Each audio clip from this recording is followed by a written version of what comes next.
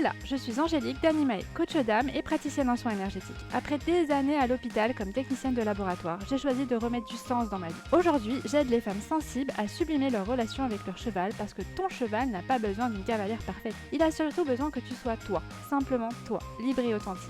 Si tu te sens perdu, que tu donnes tout à ton cheval sans vraiment t'écouter et que tu cherches des outils de compréhension, une bonne dose de bienveillance, de motivation et de bonne humeur, alors tu es au bon endroit. Parfois seul, parfois accompagné d'invités inspirants, dans ce podcast, je te parle d'énergie, d'émotions, des cycles de la nature, de développement personnel, de mindset et surtout de ce lien sacré qui t'unit à ton cheval. Alors, installe-toi confortablement et c'est parti pour l'épisode du jour. Cette semaine, on parle de quoi? On parle de la relation miroir, encore et toujours, parce que tout part de toi. Donc déjà, je vais te remettre dans le contexte. Qu'est-ce que c'est qu'une relation miroir? Donc une relation miroir, c'est vraiment que les autres, donc tout ce qui t'entoure, fait écho à quelque chose chez toi. Donc ça peut être ton cheval, ton mari, ton collègue, ta voisine, la boulangère, enfin ça peut être n'importe qui vraiment fait écho à quelque chose chez toi. Mais c'est pas un lien physique, tu vois? C'est pas parce que c'est quelqu'un de ta famille que tu as un lien, non, c'est vraiment la personne fait écho, le cheval fait écho à quelque chose qui se passe chez toi et qui révèle justement un trauma, une blessure ou une qualité aussi, parce qu'on est toujours focus sur le côté négatif, des choses, mais une personne que tu admires par exemple, c'est généralement une qualité que tu as chez toi et bien te mettre en miroir, mais en miroir positif là cette fois-ci, cette qualité chez toi que tu peux développer. Donc souvent, on parle vraiment de la relation miroir en disant: «Oui, c'est négatif, nanana, oui, c'est de ma faute» ou des choses comme ça. Non, pas du tout. Pas du tout. Quand tu as quelque chose qui te fait réagir fort chez quelqu'un ou chez ton cheval ou par exemple tu es fort dans l'émotion, tu vas regarder un film et tu vas te mettre à pleurer, c'est qu'il y a un trauma, une blessure, une émotion, quelque chose que tu n'as pas digéré qui, ressort à ce moment-là quand tu vois ça et cette personne, ce film, vient t'aider justement à libérer ça pour que tu ailles mieux et pour que tu avances. Le problème, c'est quand on ne libère pas justement et que du coup ça revient comme ça en boucle et donc on va ressortir les mêmes situations qui vont revenir tout le temps. Des fois ça peut être cyclique, ça peut être, tous les 5-6 ans, bim, il se repasse un peu la même chose. Mais pourquoi donc, hein? Parce que, bah, justement, ton corps essaye de libérer les choses. Il va essayer de se remettre dans des situations pour t'aider à sortir quelque chose. Donc c'est là où la relation miroir, elle intervient. C'est vraiment ça, c'est pour t'aider à faire sortir quelque chose et t'aider à passer ce cap et à libérer ça, à libérer cette émotion, par exemple, ou cette blessure ou ce trauma. Mais ça peut être vraiment aussi, comme je disais, quelque chose de positif. Donc par exemple, une personne que tu admires, dont les qualités, tu te dis: «Mais c'est trop génial, elle est trop géniale, je voudrais trop être comme elle». Ce sont des choses que tu as chez toi aussi, que tu peux développer, que tu peux t'autoriser à être et à sortir. Cette personne-là vient juste te montrer qui tu es, si tu oses. Donc c'est là où c'est intéressant et ça peut être aussi, chez ton cheval. Par exemple, ton cheval, si tu as pris un cheval, tu vois, qui est plutôt bois, qui a tendance à être fonceur, à être, on y va, il peut t'aider justement à avoir ce côté-là, toi aussi, bah, vas-y, on y va, on se dépasse, tu vois? Ce côté un peu challenge, ce côté un petit peu, compétition qu'il peut avoir et bah, toi, tu peux très bien aussi l'avoir, même si tu as l'impression que pas du tout. Bah, en fait, si tu l'admires ton cheval sur ce côté-là, bah, c'est possible que tu veuilles développer ça. Alors, si tu ne comprends rien à ce que j'ai dit, je t'invite fortement à faire les quiz.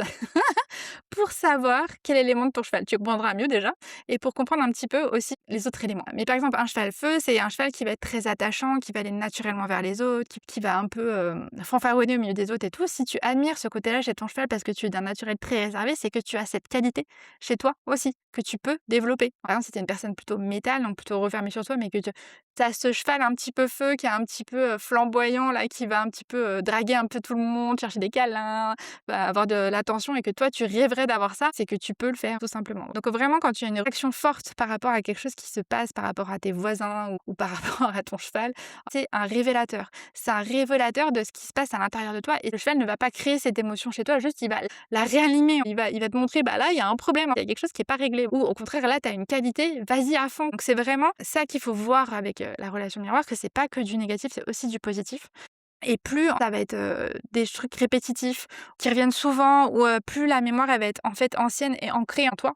Donc il faut vraiment que tu te rendes compte en fait de ça, que tu as un petit peu les mêmes schémas qui se passent et d'essayer de régler ces petits trucs pour que ça ne se reproduise plus justement. Donc comment ça se manifeste? Ça va être vraiment, tu vois, tu vas avoir du conflit avec des personnes pour tout le temps la même chose, voilà.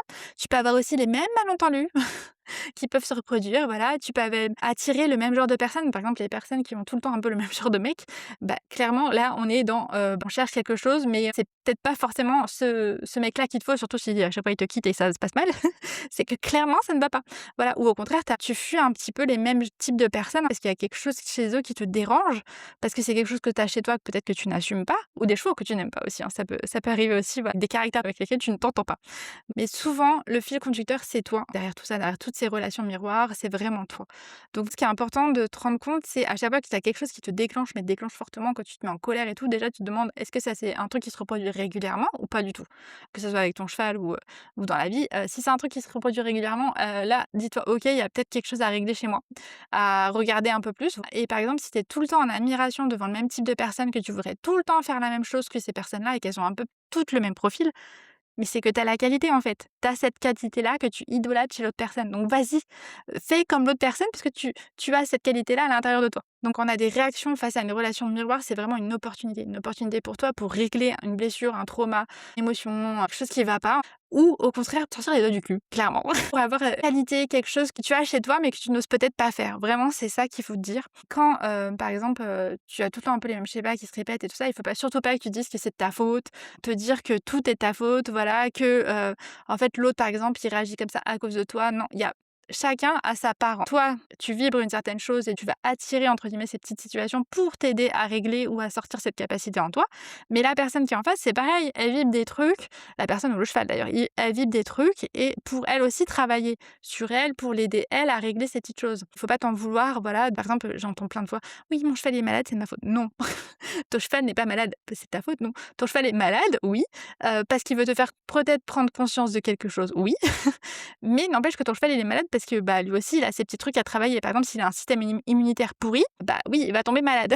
Mais c'est pas de ta faute s'il a un système immunitaire pourri. Par contre, tu es peut-être rentré dans sa vie parce que justement, il sait que tu vas pouvoir l'aider avec son système immunitaire pourri. J'ai clairement la situation avec Aucher. Il aurait été dans une famille, ça aurait été une cata. Vu tout ce que je passe en soins, en argent, en nutrition pour l'aider à reprendre du poids, à se remettre, c'est hallucinant, mais je me dis dans une autre truc, il aurait été, il aurait revendu je pense déjà, mais il vient me faire travailler sur ça ne dépend pas que de moi, en fait, parce que moi j'ai tendance à avoir justement ce côté de prendre énormément de responsabilités, de tout prendre en charge et tout ça, mais là, moi j'ai beau de faire tout ce que je peux de mon côté, tout ce que je connais, tout mettre en place, hein, ça ne dépend pas que de moi et lui, il en est la preuve vivante parce que, il y a des moments où il va grossir et ça va être super, il y a d'autres moments où il va repartir en petite crise et tu vas être tout maigre.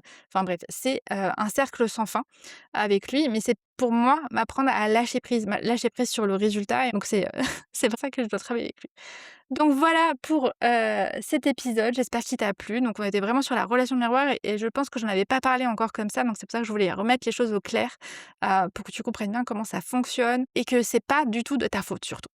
Voilà, donc si cet épisode t'a plu, laisse-moi un petit commentaire, un petit mot et surtout, si tu n'as pas fait le quiz, fais le quiz duo pour savoir ton élément, l'élément de ton cheval, voir comment vous fonctionnez et aussi comprendre, par exemple, c'est pas forcément tu es terre, ton cheval va être terre, pas du tout. Généralement, tu verras, il y a des combinaisons qui se font justement parce que le cheval vient t'apporter quelque chose que tu n'as pas ou t'aide à développer quelque chose que tu n'as pas.